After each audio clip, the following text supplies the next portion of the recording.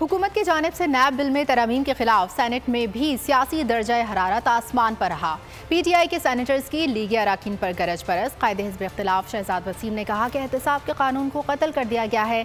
एक खुतबा भी लगा दें कि कौमें करप्शन के साथ तरक्की करती हैं। शिबली फराज बोले, 2 बड़ी जमातें NRO ले रही हैं।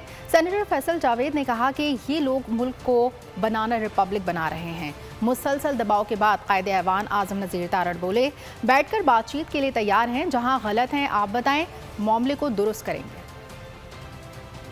ये अरबों खरबों की करप्शन हुई हो सर, इतने बड़े बड़े बिल्कुल सामने वादे मुकदमात हो, मगर आफरीन है इन लॉयर्स की कि जो कानून में ऐसा ऐसा स्कूम निकालते हैं, ऐसा ऐसा रास्ता ढूंढते हैं कि और खुद मानते हैं कि आज तक कोई कन्विक्शन नहीं हुई। जाके देखते कितने बेगुनाह लोग जेलों में पड़े हुए हैं और ये करप्ट हुक्मरान बन गए, हमारे हुक्मरान बन गए। ये बनाना अल्लाह को जवाब देना है। I will sit with you and if this is so, I will file amendment myself.